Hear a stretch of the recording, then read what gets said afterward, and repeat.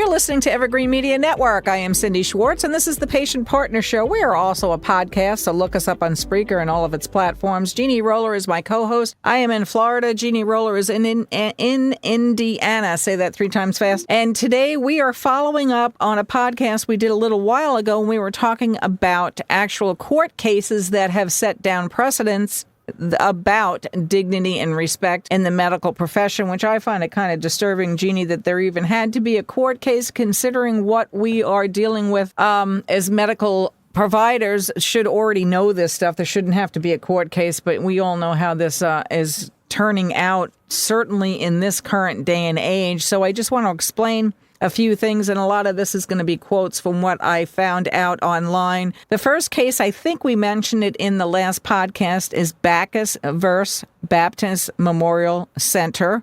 And this is from 1981 and is out of the state of Arkansas.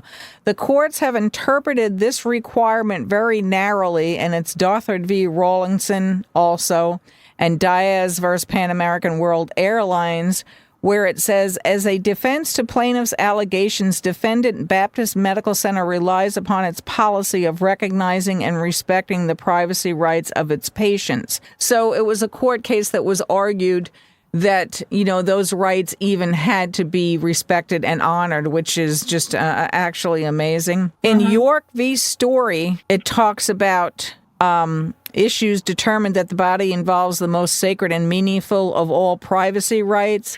And I quote this: "We cannot conceive of a more basic subject of privacy than the naked body. The desire to shield one's unclothed figure from view of strangers, and particularly strangers of the opposite sex, is impelled by elementary self-respect and personal dignity," I end quote. And that's what York v. Story talks about, that you are absolutely, as the person, allowed to do this.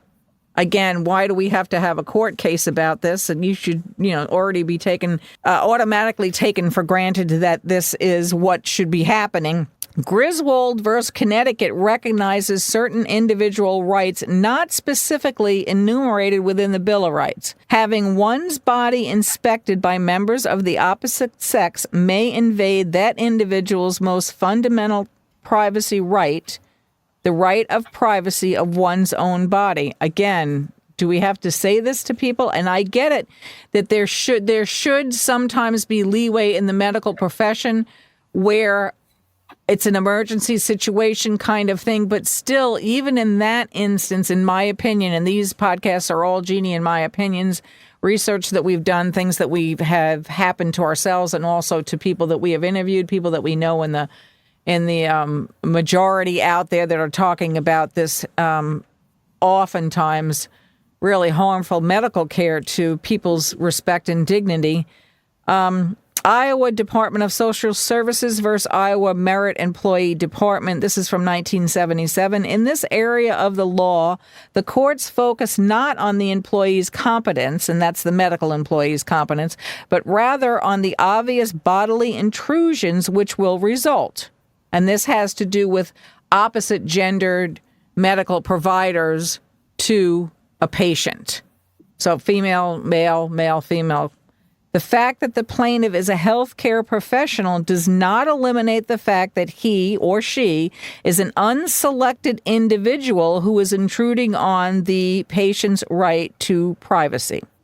The male nurse's situation, and again, the female nurse's situation with a male patient or the male nurses for a female patient, that nurse's situation is not analogous to that of the male doctor or female doctor who has been selected by the patient.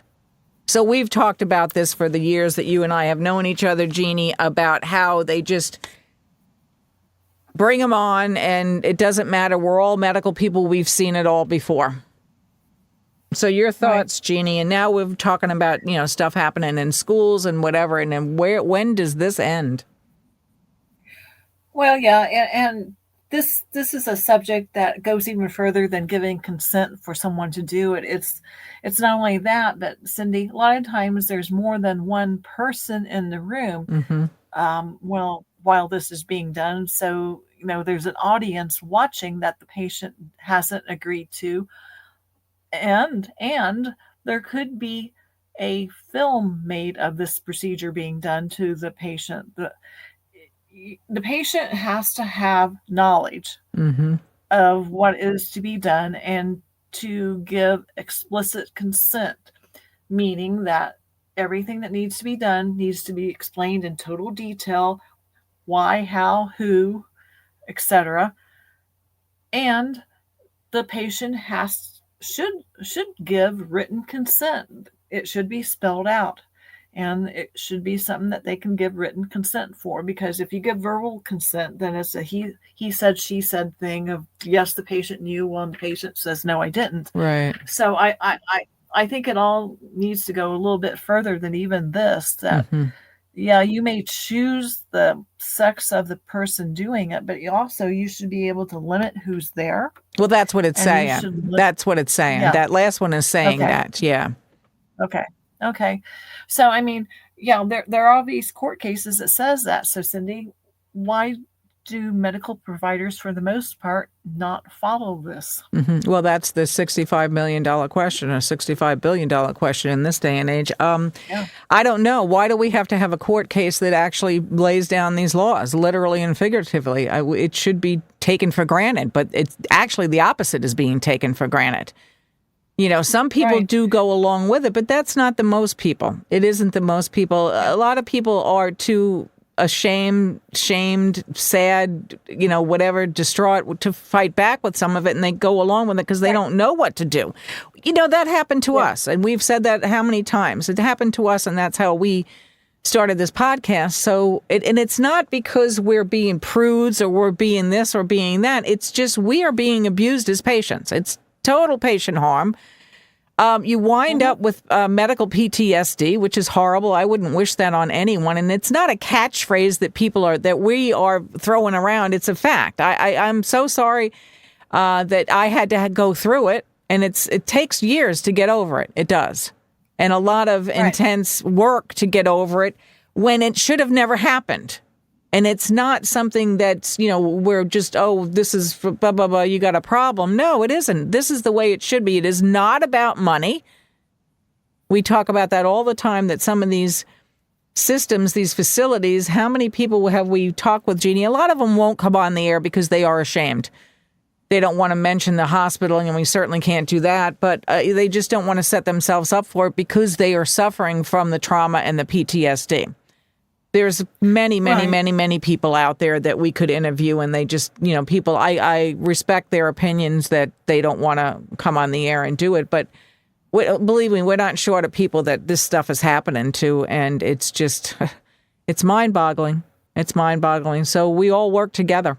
Right. I mean, it really is, because a lot of these people too, not only do they are ashamed, but they're also afraid. Yeah. They're afraid that someone might recognize who they are, and in the future they might suffer medical retribution. So, and that stuff kind of happens too. It's not that we're paranoid about it, but this stuff does happen. It's just, it does. why do we have to have the conversation at all? Why can't we just go in and, you know, receive the care that we deserve? Because, again, for the umpteenth time, there are many places that are doing it. They are still in business.